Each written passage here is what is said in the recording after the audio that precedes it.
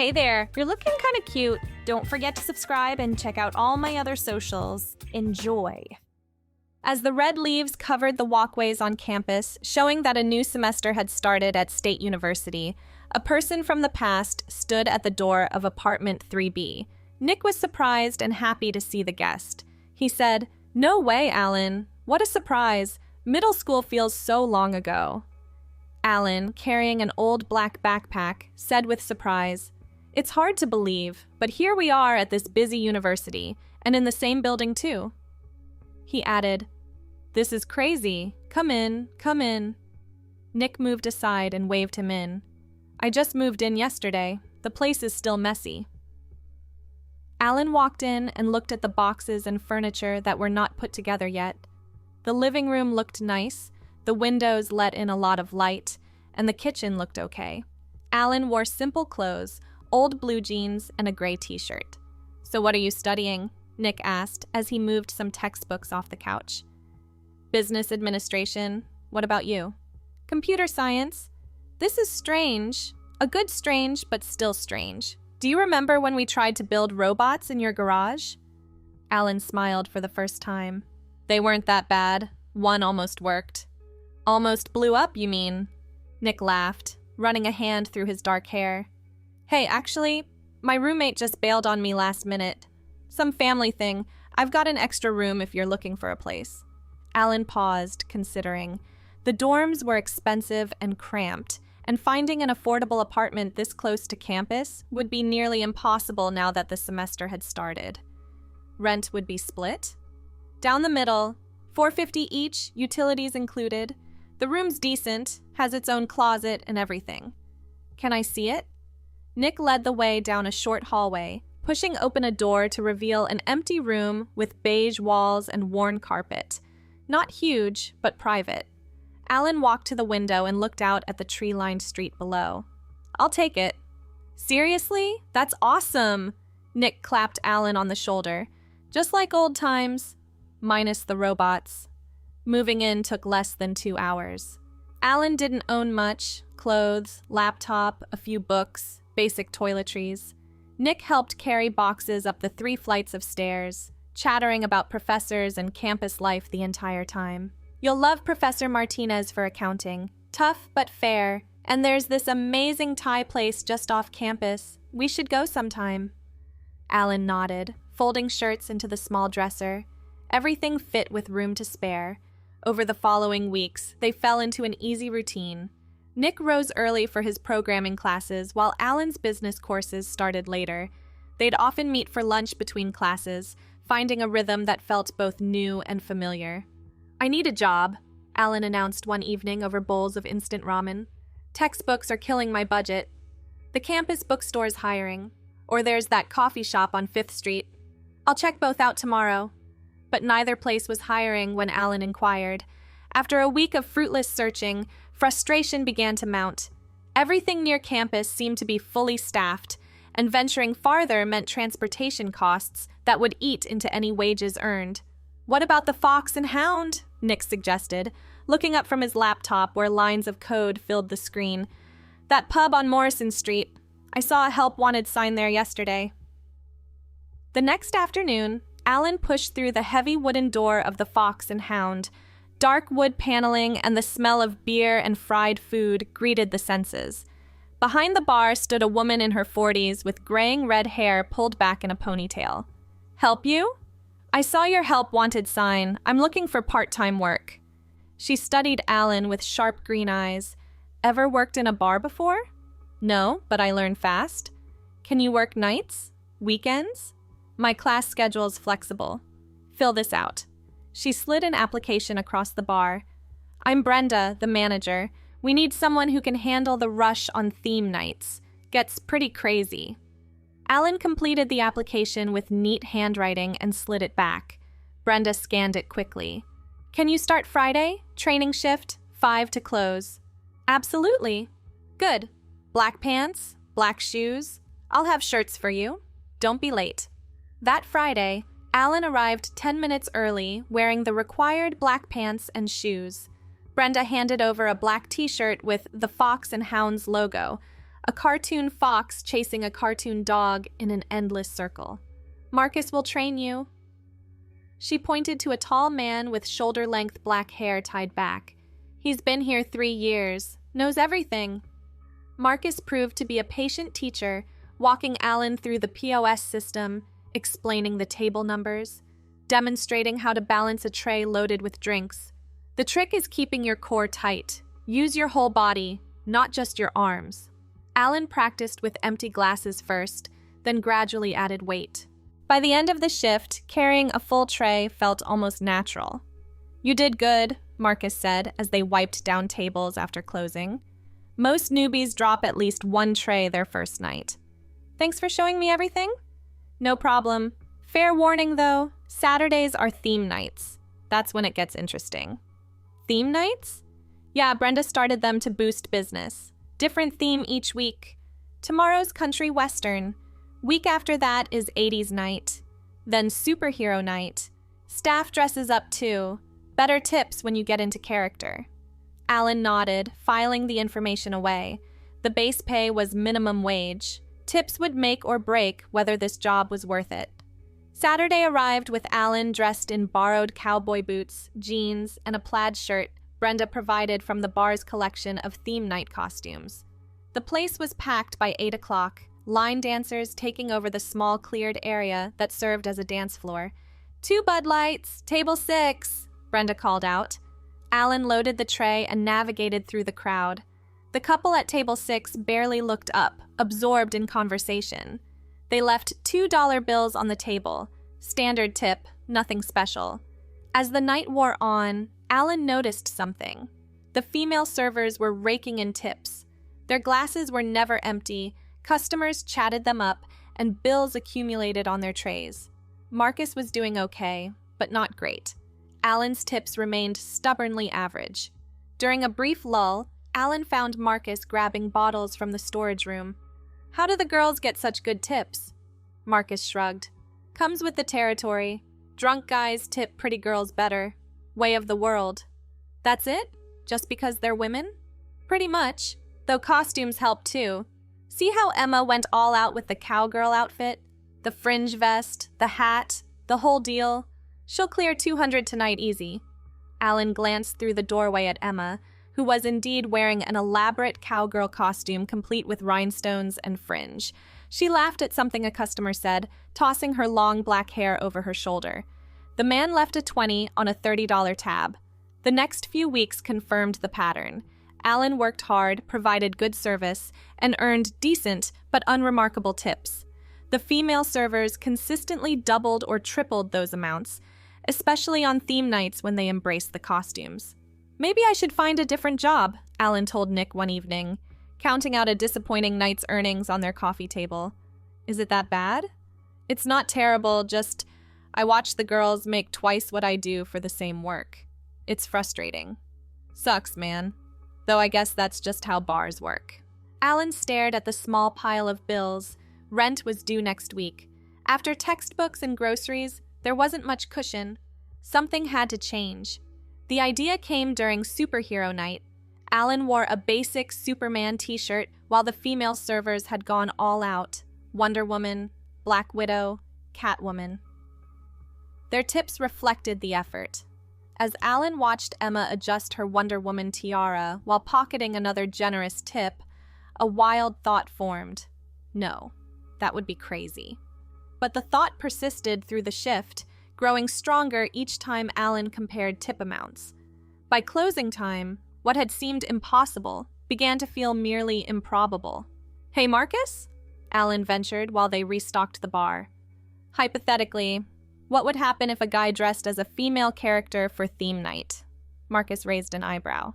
"Like what, you mean?" "I don't know, just wondering." "Brenda's pretty open-minded. Long as you can do the job, she doesn't care much what you wear." "Why?" "Just curious." Marcus studied Alan for a long moment. "You thinking what I think you're thinking?" "Depends what you think I'm thinking." "Look, I've seen stranger things in 3 years here. Guy before you used to dress as Marilyn Monroe for Hollywood nights. Made bank?" "Really?" "Really. Customers loved it. He moved to Chicago last year, but Brenda never had a problem with it. Like I said, she cares about the work getting done. Alan processed this information. And the tips? Through the roof. Novelty factor plus effort equals happy drunk customers. Just saying. The seed was planted. Alan spent the next week alternating between dismissing the idea as ridiculous and calculating potential earnings. The math was hard to ignore. If dressing differently could double or triple tips... You've been weird all week, Nick observed over Chinese takeout. Everything okay? Just thinking about work stuff? The tip thing? Yeah. You'll figure something out. You always do. Alan pushed lo mein around the container. What if I told you I was considering something kind of unconventional? Unconventional how? Like really unconventional. Possibly embarrassing. Nick set down his chopsticks. Dude, we built a robot that caught fire in front of the whole science fair. My embarrassment threshold is pretty high. Despite everything, Alan smiled at the memory. This might top that. Now I'm intrigued. Spill. Alan took a breath. The girls at work make way better tips, especially on theme nights when they dress up. I was thinking, well, what if I dressed as a female character just for theme nights? For the tips. Nick's expression went through several changes before settling on thoughtful. Huh? I mean, it's definitely unconventional, but if it works... He shrugged. Money's money, right? You don't think it's too weird? Weird? Sure. But weird in a, that's actually kind of brilliant way. Plus, it's just a costume, right? Like theater. Right, exactly. Just a costume. The next theme night was 80s night. Alan stood before the bathroom mirror, second-guessing everything. The thrift store bag sat on the counter, its contents a source of both anxiety and possibility. You can do this, Alan whispered to the reflection. It's just clothes. Just a costume. The outfit wasn't elaborate. A black skirt that fell just above the knees, a purple blouse with shoulder pads, black tights, and flat black shoes. The thrift store had been a goldmine for 80s fashion. Alan had even found a blonde wig styled in the big hair of the era. Each piece felt strange going on, the tights especially. The sensation of nylon against skin was entirely foreign. The skirt swished oddly when walking. But the strangest part was the wig. The weight of it, the way the blonde strands fell past the shoulders, created an immediate sense of difference. Alan looked in the mirror and saw a stranger. Not quite convincing, but not entirely unconvincing either.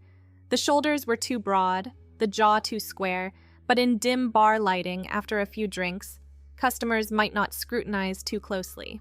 Okay, you can do this. The walk to work felt like a marathon. Every person passed seemed to stare, though most barely glanced up from their phones. Alan's hands shook slightly when pushing open the bar's employee entrance. Holy shit! Marcus's voice came from behind. Is that you? Alan turned, face burning. Too much? No, I mean, wow, you really went for it. Marcus circled, taking in the whole ensemble. The wig's a nice touch, very Cyndi Lauper. Thanks, I think. Brenda's gonna love this. Come on. Brenda's reaction was indeed positive. She looked Alan up and down, nodded approvingly, and said, Now that's committing to theme night. Good for you. Table 12 needs drinks. And that was it. No drama, no big scene. Just back to work in different clothes. The first hour was awkward. Alan felt hyper-aware of every movement, every swish of the skirt, every strand of blonde hair that fell into peripheral vision. But gradually, something shifted. Customers responded differently. They smiled more, chatted longer, and most importantly, tipped better. What's your name, sweetheart? Asked a middle-aged man at table 4. Alan panicked. The question hadn't been anticipated. Allison. Well, Allison, you're doing a great job. Love the outfit. He left a $15 tip on a $20 tab. By the end of the night, Alan had made more in tips than the previous 3 shifts combined. Marcus whistled low when they compared totals at closing. Told you it would work. You sticking with it? Alan looked at the pile of bills, rent, textbooks, maybe even some actual food beyond ramen. Yeah, I think I am. Good for you. Hey, if you want, I know a place that sells decent wigs and stuff. The one you've got is okay, but if you're doing this regularly, that would be great, thanks. Nick was still awake when Alan got home, textbook open on his lap, but eyes on his phone. How'd it go? Alan dropped the tip money on the coffee table. Nick's eyes widened. Damn, that's from one night? One night as Allison. Allison? Had to come up with something on the spot. Guy asked my name. Nick counted the bills. This is incredible, you doing it again? Next theme night is disco, so probably? Man, whatever works. Though I gotta say, the blonde hair is throwing me off. You look like a completely different person. Alan touched the wig self-consciously. That's kind of the point. Over the following weeks, Allison became a regular fixture on theme nights. The costume collection grew, a silver disco dress for 70s night, a flapper dress for 20s night, a leather jacket, and ripped jeans for rock and roll night. The wig remained the same, that blonde styled differently to match each era. What started as pure economic necessity began to shift into something else.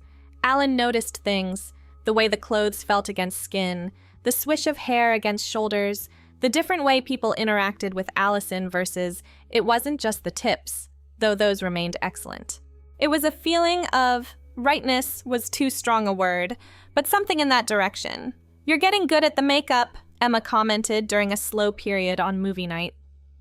Alan had dressed as Marilyn Monroe, white dress, red lips, the wig styled in careful waves.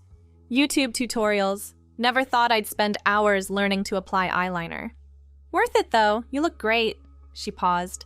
Can I ask you something? And feel free to tell me to fuck off if it's too personal. Shoot. Is this just about the tips? Because you seem, I don't know, comfortable. More comfortable than some people who've been doing this their whole lives.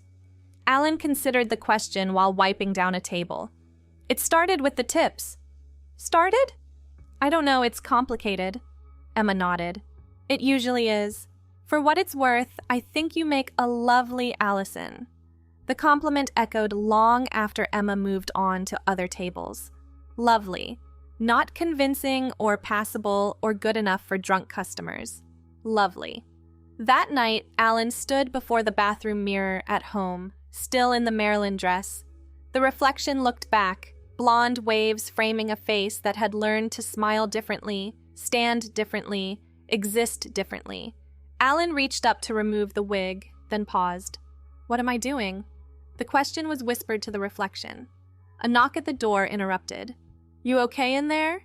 Nick's voice, concerned. Yeah, just removing makeup. Cool, just checking. You've been in there a while. Alan finally removed the wig, hanging it carefully on its stand. The dress came off next, then the shapewear underneath. Each piece removed felt like shedding something essential, leaving only the person underneath. But who was that person? Sleep didn't come easily that night. The next day was a regular shift. No theme, just standard service. Alan wore the required black pants and fox and hound t-shirt, hair pulled back in a small ponytail that was starting to grow out. The tips were back to average. Customers were polite but distant. Everything felt gray and muted after the vivid colors of theme nights. You seem down, Marcus observed during a break. Everything cool? Just tired. Theme nights can take it out of you. All that performing. Is that what it is? Performing? Marcus leaned against the wall, studying. I don't know, you tell me. I used to think so, now... Alan trailed off. Now it feels like something else? Maybe. Look, I don't pretend to understand everything about gender and identity and all that, but I've worked here long enough to see all kinds of people figuring themselves out. There's no rule that says you have to have it all sorted immediately. What if I never sort it out? Then you don't. World keeps spinning either way. The conversation stayed with Alan through the rest of the shift. Marcus was right. There was no deadline for understanding oneself. But the questions kept multiplying. Why did wearing the wig feel so natural now? Why did responding to Allison feel more genuine than responding to Alan? Why did taking off the feminine clothes at the end of theme nights feel like losing something important? Nick noticed the change too. He didn't push, but his concerned glances weren't subtle. Finally, over a shared pizza on their day off, he brought it up. "So, we should probably talk." Alan set down a half-eaten slice. "About?" "Come on, you know what about. You've been different lately. Not bad different, just... different." "I don't know what you want me to say." "I don't want you to say anything specific. I just want to know you're okay." Alan stared at the pizza grease pooling on the paper plate. "What if I told you I'm not sure I'm okay? That this whole thing has me questioning everything? Then I'd say that's perfectly normal when you're figuring out big stuff." "How do you know it's big stuff?" Nick gave a look that managed to be both exasperated and fond. "Dude, you spend half your time as Allison now. You've got a whole wardrobe. You do your makeup better than most of the girls I know. This isn't just about tips anymore." "I know. So what is it about?" The question hung in the air. Alan wanted to answer, wanted to explain the feeling of rightness that came with being Allison, the way the world seemed to make more sense from that perspective.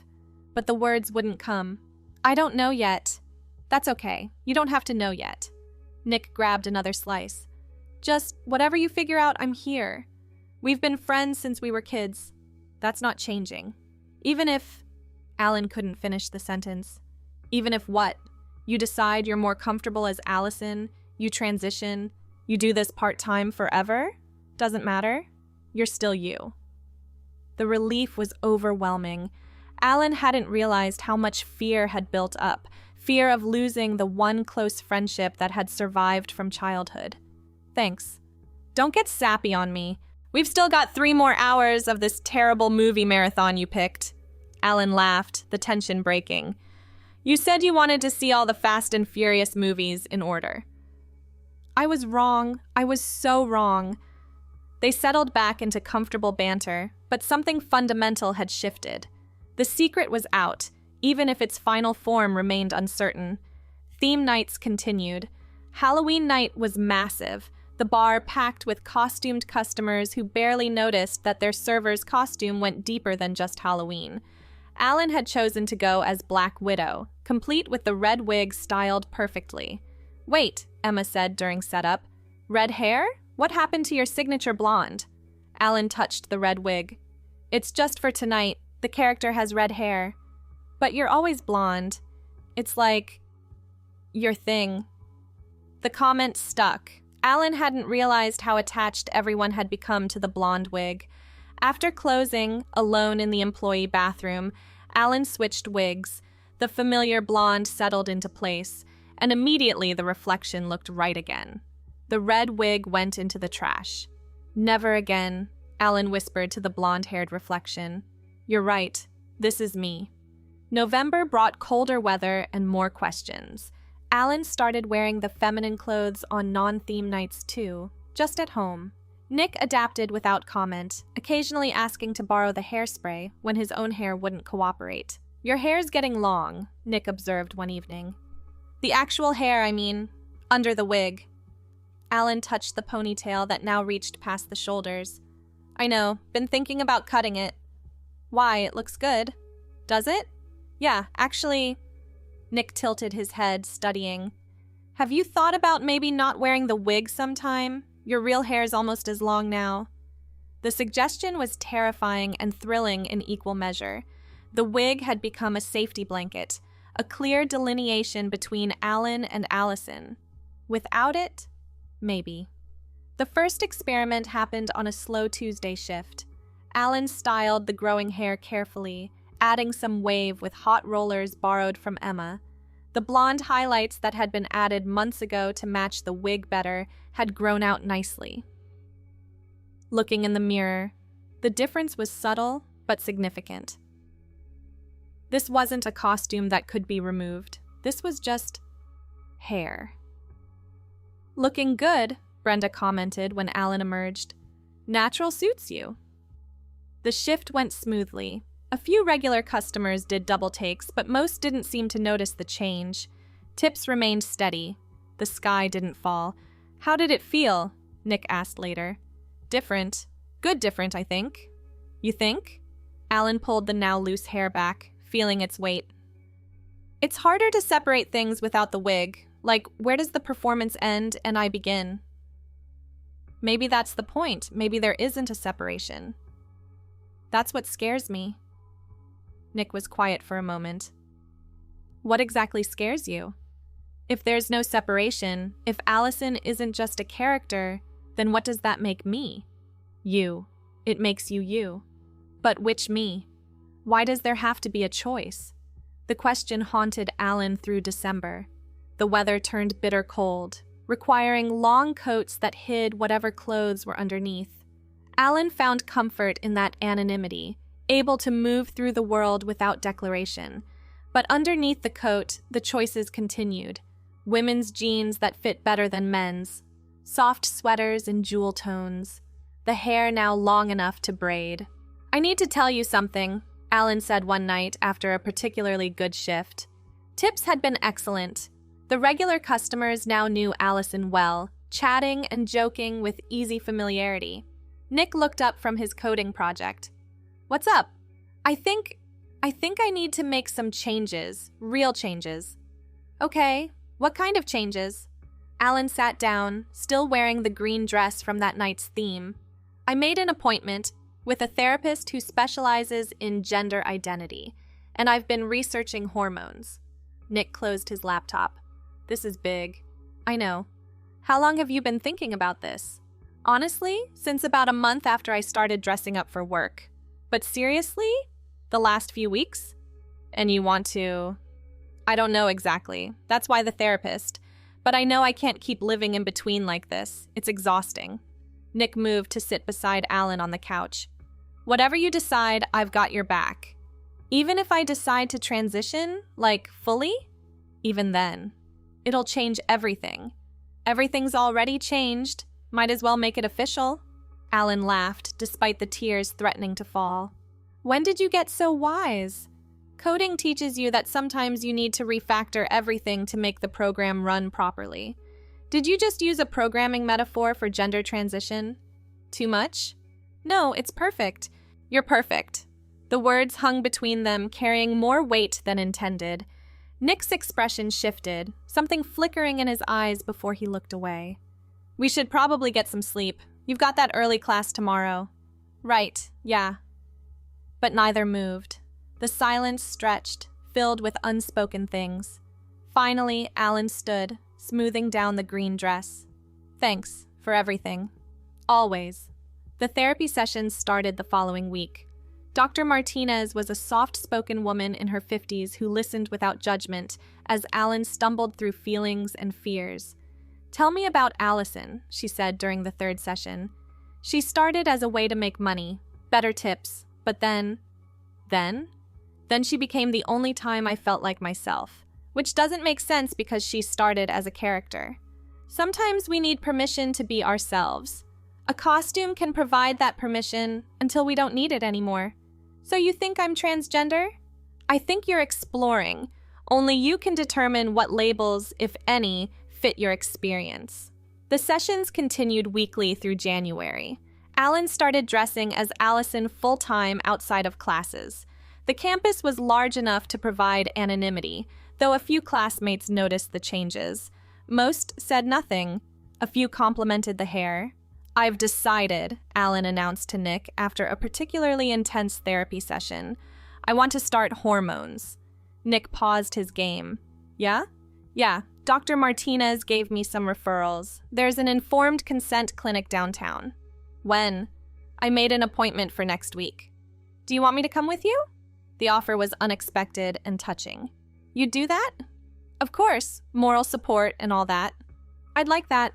Thanks. The clinic was clean and professional. The doctor, a young man with kind eyes, explained the process thoroughly. Blood work first, then prescriptions if everything looked good. Changes would be gradual, some reversible, some not. Are you sure? He asked gently. Once you start, some things can't be undone. Alan thought about the green dress, the blonde hair now grown past the shoulders, the way Allison felt more real than the name on legal documents. I'm sure. Nick squeezed Alan's shoulder. The blood draw was quick. The prescriptions were filled at a pharmacy that specialized in hormone therapy. Back home, Alan stared at the small bottles. This is it. This is it, Nick agreed. How do you feel? Terrified, excited, like I'm about to jump off a cliff. Good thing you've got a parachute. Alan took the first dose that evening. Nothing felt different immediately, but something had fundamentally shifted. A line had been crossed. Work continued as normal. Brenda raised an eyebrow at the name change request, but updated the schedule without comment. Allison was now official, at least at the Fox and Hound. The regular customers adapted quickly, though a few needed reminders about pronouns. She, not he, Marcus corrected a drunk customer gently but firmly. And her name is Allison. Sorry, Allison, got it. These moments of protection meant everything. The staff had become a second family, defensive and supportive in ways Allison hadn't expected. The physical changes came slowly, skin softening first, then the beginning of breast development. The latter required new considerations. Sports bras became necessary, then regular bras. Emma took Allison shopping, navigating the overwhelming world of sizing and styles. The nude one is practical, but the purple is cute, Emma said, holding up options. Both? Good call. You can never have too many bras, trust me. Spring arrived with Allison living full-time as herself. The legal name change was in process. The university updated records without issue. Life settled into a new normal that felt anything but normal. It felt extraordinary. I love your hair, a customer commented during a busy Friday shift. Is it natural? Allison touched the blonde strands that now reached the middle of her back. All mine, yeah? It's gorgeous. You're lucky. Lucky. The word resonated as Allison delivered drinks and chatted with regulars. Lucky to have supportive friends. Lucky to have access to health care. Lucky to live somewhere relatively accepting. Lucky to have survived the questioning and found answers. But one question remained unresolved, hovering in the space between Allison and Nick. They still lived together, still maintained their easy friendship, but something else simmered beneath. Allison caught Nick looking sometimes, his expression soft and complicated. Their movie nights now featured careful distance on the couch, both hyper-aware of accidental touches. We should talk, Nick said one evening in April. They'd just finished dinner, Thai takeout from their favorite place. About? You know what about? Allison did know. The knowledge had lived between them for months, growing stronger as Allison became more herself. I don't want to ruin our friendship, Allison said quietly. What if it doesn't ruin it? What if it makes it better? What if it doesn't? Nick moved closer on the couch, careful but determined. I've been in love with you for months, maybe longer, maybe since you first walked out in that ridiculous 80s outfit. Nick, I know it's complicated. I know you're dealing with so much right now, but I can't keep pretending I don't feel this way. Allison's heart raced. I feel it too, but I'm scared. Of what? Everything. That you're confused, that you'll change your mind when the novelty wears off, that I'm not really what you want. Hey, Nick took Allison's hand gently. I've watched you become yourself over this past year. I've seen you struggle and doubt and finally accept who you are. I fell in love with all of it. With you, not the costume, not the performance. You. I'm still transitioning. There's so much that's uncertain. I know. We'll figure it out together. If you want to. Allison squeezed Nick's hand. I want to. God, I want to. Just what? Kiss me. Nick's face broke into a smile before he leaned in. The kiss was gentle, careful, full of months of repressed longing. When they pulled apart, both were breathless. So, Nick said, girlfriends? Allison laughed, giddy with possibility. Girlfriends. Fair warning, I'm terrible at romance. My idea of a good date is pizza and video games. That sounds perfect, actually. Yeah? Yeah? They kissed again, deeper this time. The television played Forgotten in the background as they explored this new dynamic. Everything had changed, but somehow it all felt exactly right. The next few weeks were a blur of adjustment. They navigated the shift from roommates to girlfriends with surprising ease. Some things changed, the careful distance disappeared, replaced by casual touches and good morning kisses. Other things remained the same, their easy banter, shared meals, terrible movie marathons. "I can't believe it took us this long," Nick said one night. Allison curled against his side. "I wasn't ready before. I had to find myself first. And now? Now I'm exactly where I want to be." Work became even better with the relationship settled. Allison moved through shifts with new confidence, bolstered by love and acceptance. The tips remained excellent, but they mattered less now. The job had served its purpose, catalyst for transformation. "You're glowing," Emma observed during a slow Tuesday. "Things good with Nick?" "Things are perfect with Nick. I'm happy for you, both of you. It's nice to see love winning." Thanks for watching. Don't forget to check out my other socials if you want more content, early access, behind the scenes, and more. All links down below.